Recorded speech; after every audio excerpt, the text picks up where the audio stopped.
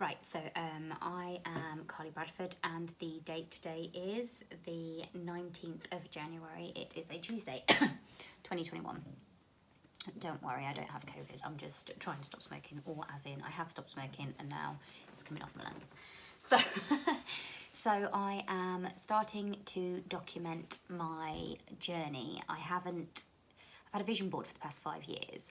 I've believed in manifestation and done a lot of things productivity wise, and I've worked really hard to achieve some of the things that I have achieved in my lifetime, to be honest.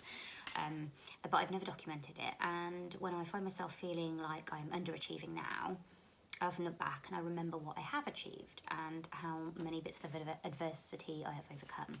And I wish I had documented it somehow, because it's good for me to reflect, but also I think it's good for the human race to see that life isn't easy, and even the people they perceive to be on the road to success. I wouldn't say I'm successful, or some people would see me as successful. I think I've made a success of my life with the opportunities and options I've had so far, and I continue to do so. There's a lot of growth in me and I cannot wait to carry on my journey.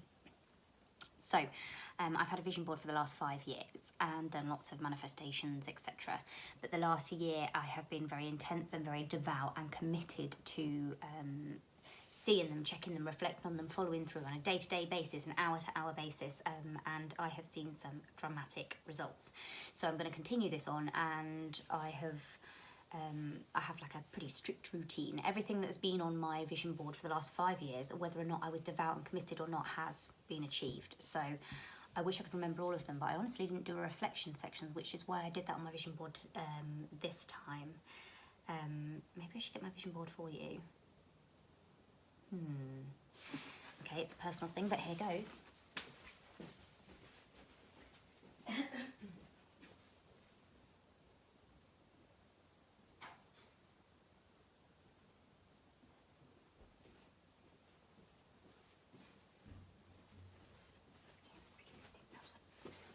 So, this is what it looks like this year. I treated myself to a new board. So this board is identical to the one that I had before, only the other one was so split and whatnot around the wood. So this year I incorporated 2020 achievements, the pictures of the things that I managed to achieve last year. I won't bore you with with what they are. And then this year, these are all the things that I hope to achieve. So I have on there some fantastic things. So a lot of it's to do with weight loss, me, spiritual healing from some of my past sort of adversities have affected me, and I think that they're holding me back. So I want to heal them and help others. I love my relationship, so part of my family is part of the reason why, but I've just acknowledged that I probably need some help, because with a little bit of help, I can probably achieve more of these things up here. Up here's courses and how I want to grow my clinic into an academy with a teaching course, which I am currently doing. But I am struggling with a couple of things. I am homeschooling, looking after 2 kids at home, 5-year-old and nearly 2-year-old, 21 months old. Luca, the eldest, Dawson, the youngest, and I found it very challenging. So this is how I start every single day and have done for weeks now. This is my new habit, I'm committing to it, and that's partly also why I'm doing this, because it helps whoever watches me, if anyone ever does, to hold me accountable. So in the morning I get up and sort the kids out, breakfast, etc. And then I journal. I have like some of the daftest things, but you know, they speak to me. If they speak to you, then good for you. A little kiddie journal, because I used to love these as a kid, but I never had anything exciting, or I didn't think. Had I written down all of the happy memories from my childhood, I'd remember all of them and not just some of them.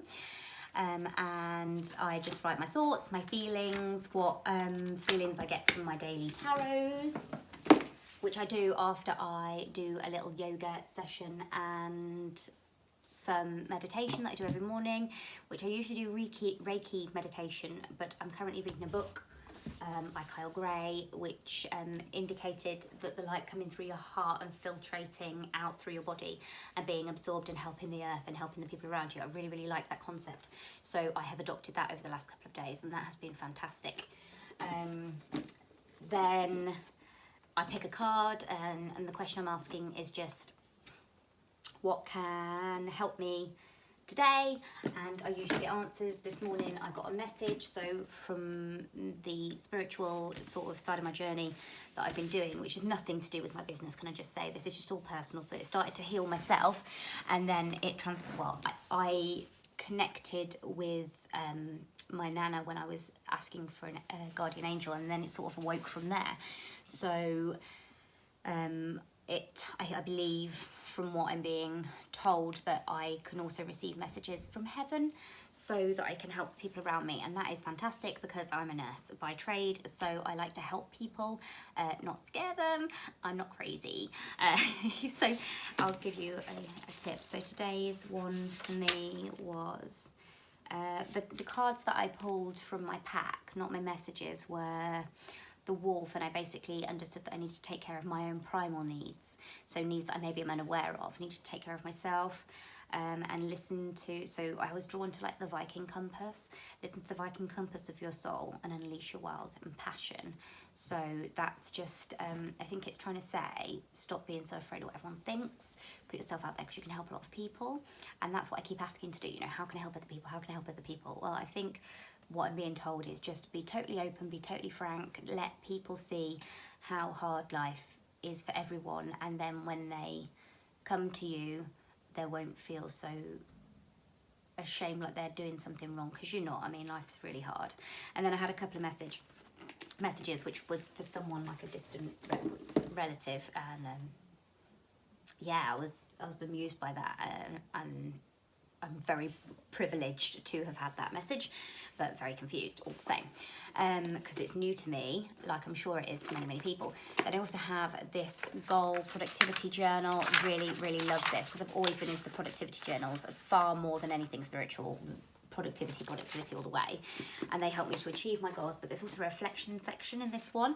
I picked a clever fox one because it had a fox on, and one of my tarot cards on that day was the fox, which is adaptation, like adapt and overcome. And I thought, oh, that's very apt. I do intend to adapt and overcome to anything, so that is why I purchased that. I chose these tarot cards because I liked them. There's a little bit of Christianity in there, a little bit of every type of religion, every area of the country's myths, mythologies, guardians, and I like that because it's quite earthy, it's quite natural. I don't necessarily read the bit at the bottom. I see what I'm drawn to because I seem to have these intuitions, and the more I meditate, the stronger it seems to grow. I even have these little moments now that just tell me to pick a card for a message. It's very odd. I'm still getting used to that, but I am enjoying the experience of having a bit of intuition. I also do some reading. I've done some reading today, this one, Crushing It, which helped actually nudge me in the right direction.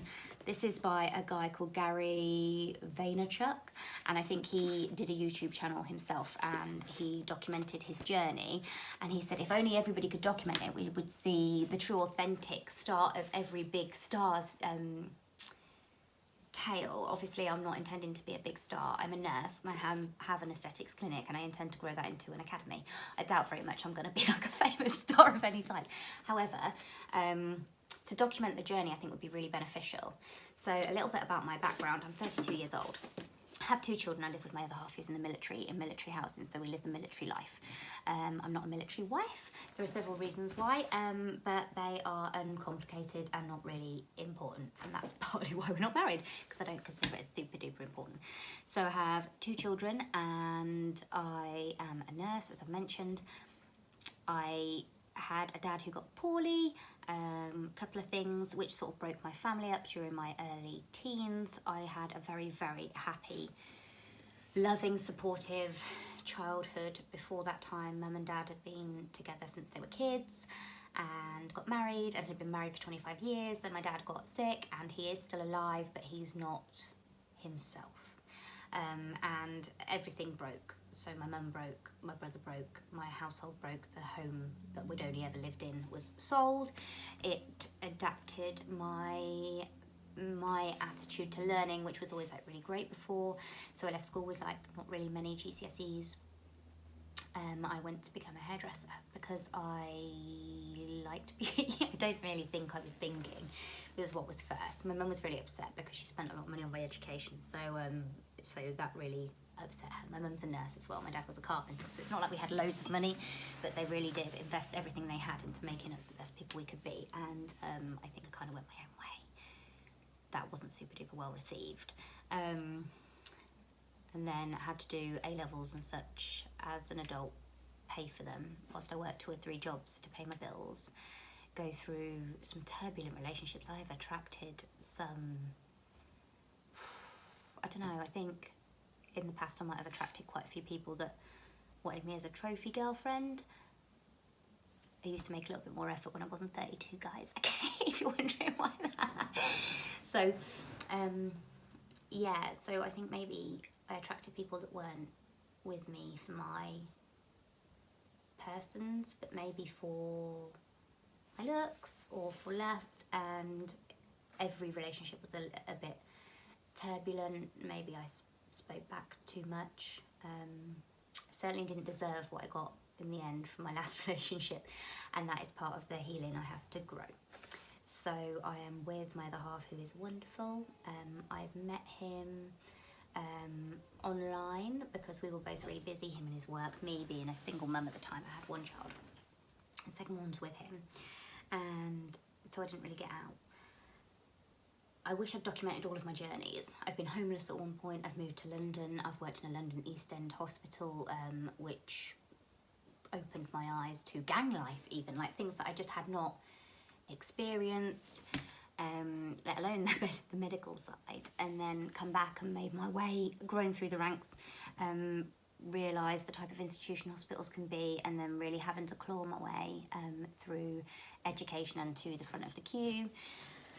And then on this journey where I wanted to be a mum but have more flexibility, which didn't work within the nursing environment, and I really like making people happy. Anaesthetics generally makes people happy. So I went down that route. Opened my clinic last year with 2 of my buddies, Tony and Nikki, who are agency nurses like me. We still work as nurses to maintain a level of skill set, but also so we're talking 2019, 2020, 21. So there's been a pandemic, and it is our duty ultimately. So it's been open on and off as and when it's been able to, and in between I've been mostly working at the hospital wherever I can. So emergency trauma is my background, so started there, but then in July I've got chronic kidney disease, problem with my back, which the yoga helps me get supple and stuff in the morning with, and it's been really helpful, to be honest. I have to do that every morning, maybe before or after some painkillers. It depends what sort of day I'm having.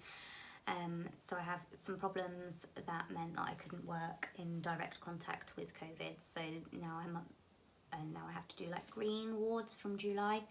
So I did work directly with COVID from like February until July, but then a new like COVID risk assessment was done, and so then I'm in that category, which limits the amount I can help, and has affected like my mental, I would say mental health. It's not as deep as that. I mean, I felt like I wasn't a proper nurse because I couldn't do everything, but of course that's a silly notion, and rationally that doesn't make any sense. I'm perfectly aware.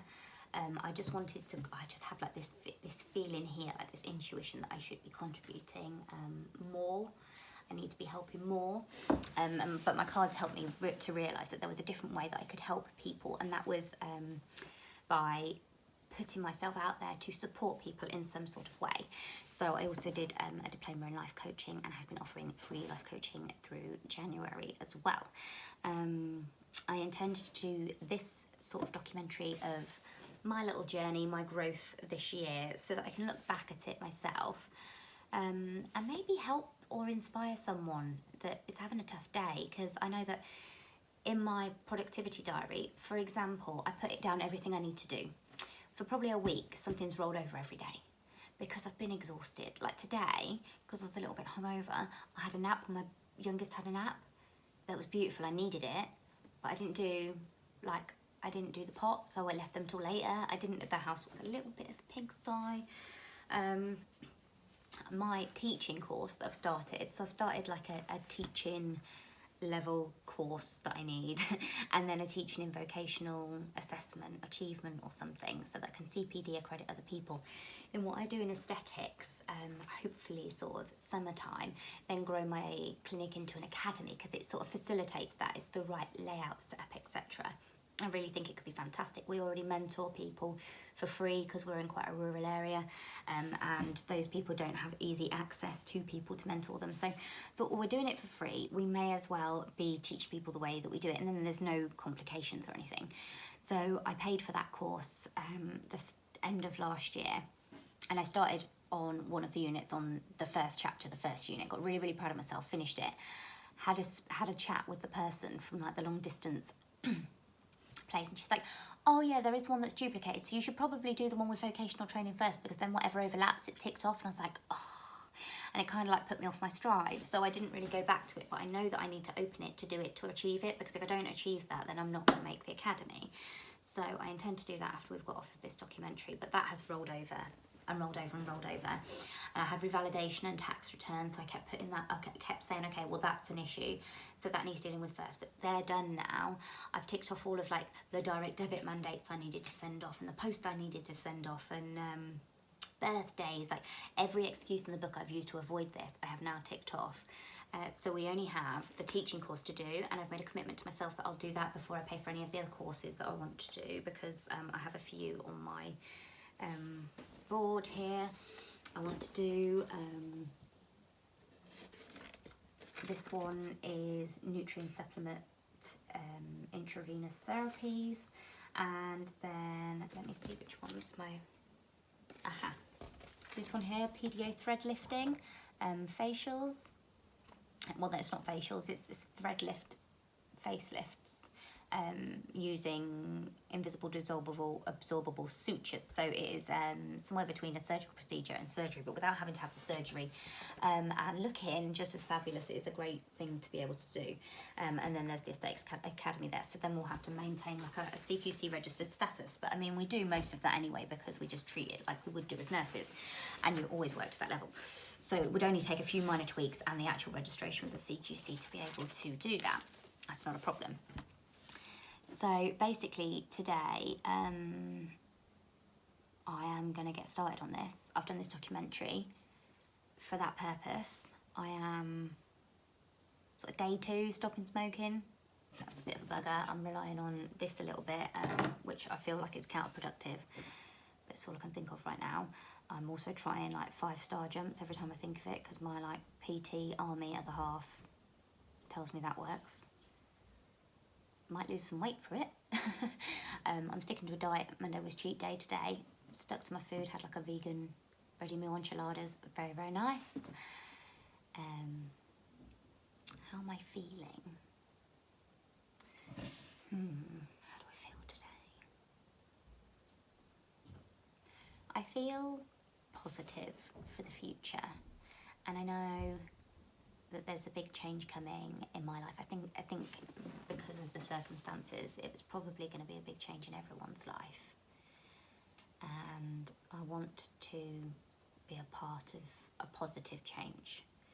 So in every time of tragedy, every big massive revolution, when something happens that forces us to reconsider our perceptions of life, etc., I think that ultimately a big change happens. So I just want to be real. I want to be real to show people that you can have nothing, and in the end we're talking about taking £1,000 courses and just paying for it in a month. Like I want I want you to feel and understand that it doesn't just happen. It's about going to work again after the kids have gone to bed, and thinking about what you're going to do today to improve yourself whilst you're eating your breakfast cereal, and doing the weird and crazy rituals like the yoga, the meditation, the tarot cards every day, the journal for your feelings as well as the productivity, nurturing your family life and your other half's life. You're going to have to do it all at the same time simultaneously and get everybody on board. And that's the only way I really think that you can maintain any kind of balance. So as we're all going to go through some sort of change, I've been through lots of adversity and change, and maybe some of that experience might speak to you, might resonate with you, and might help. And I think that that maybe is why I'm doing what I'm doing. I'm not entirely sure, it just feels right. So let me think, what can you see in my picture that you might have questions about? Kids' laundry, yeah. Shit happens, life's real here. It's me and my other half up there. This is amazing, oh my God.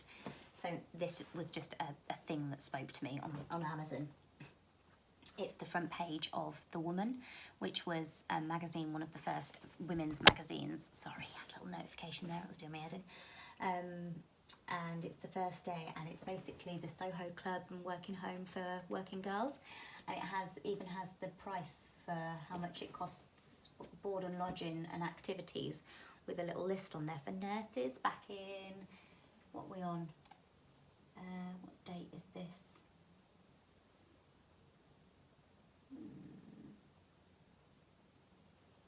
I'm sure I read it somewhere. I think it's like 1939 or something like that. I'm sure it'll be on there. But anyway, I found that really fascinating, and being a working woman, I quite like that. I don't really know what a feminist is. I would say that yes, I am pro-women, I am pro-equality, but not to an extent to the detriment of a man. I think sometimes we can get so go women, that we forget that actually there's no shame in being a housewife, for example. You don't have to be like a businesswoman, a power woman, because each of our instincts speak to one another, just as there would be no shame in a man staying home with their children. It's about, I have like this feminism that I feel is a bit more like equality. I just think you should have a freedom to feel what you want to feel, to do what you want to do, as long as you're not harming other people. If it speaks to you and you do it, like, I'm on your side. And that speaks to me because I've had to be a hard-working woman, and that is London, and I loved my time in London. It spoke to me, it shaped me, grew who I was. But I mean, I wouldn't want to have kids there. I don't know how people manage on the tube with those buggies. Jesus. You know, like, I wouldn't consider now. My other half said, oh, you know, why don't we move to the camp where it's like 5 minutes away from my office? And my response was, no, there's no driveway, babe. I'm going to have to walk like 10 metres to get the kids in the car. That's 2 kids. 2 kids to carry from the door with all them bags. Just 10 metres to get in the car. That, to me, nightmare. So if that's a nightmare for me, can you imagine what it'd be like in London? Not only that, we'd be living in like a high-rise flat because I wouldn't be able to afford a house. It would literally be hilarious. I mean, yeah. I hope that these 22 minutes haven't been the most boring 22 minutes of your life. I'm going to be doing this every night. This is my little officey area. This is my inspiring office plant. It is literally just in the corner of my living room, and I have it facing inwards so that I can see everybody moving about, so that I can catch 10 minutes whilst watching the kids. Hints and tips for your moms, hints and tips for the moms. Also, the thing I'd say, I said I did my tax return this year. Next year, hiring an accountant. Actually, there's a section, apparently it's really easy to do, on the government website. Not only did it take me like 27 years to figure out how to log on, right? There's a different code, not the gateway code, like a different code. You've got a different customer code. I don't know why you'd have a different customer code. Like, I'm just me, one person, one like national insurance number. Why is it so difficult? Anyway, there was a section that was like, do you want to claim back things, miss whatevers from the last years, etc. Started typing in there, couldn't even figure it out. Didn't claim anything back because couldn't be bothered, because I literally was like, oh, this is too complicated. I did get a little tax return though, and it was so quick. It's in my bank already. Well, technically it's in my savings and towards my credit card now. So yeah, I would say account next year, or I pay for QuickBooks, but I wonder whether that payment is worth giving to an accountant. Because if I'm going to pay between £500 and £900 a year for an accountant, 100 quid a month, for example, would presumably pay for them to do all my accounting needs, and it wouldn't really cost me any more or less, and there'd be less stress. I need to think about that. Outsourcing, yes, that's something I've struggled with. I don't know if it's because I've had to maintain money, not spend so much. It puts pressure on me, and then I worry I'm not gonna be able to pay people. That's what, so I do everything sort of like freelance here and there and whatever. But I don't know. I think now's the time. I think I'm like transitioning into that space where I could probably afford it, but it puts a lot of pressure on, and I'm scared of that pressure because I like balance. Anyway, good night. I will speak to you tomorrow. If there's anything in particular that you think would be of help to you or you're interested in about some of the things I've mentioned, by all means, send us a little message and whatever, and I will see what I can do to answer them if I can do. If I can't, then we'll figure it out together. Right, latest taters.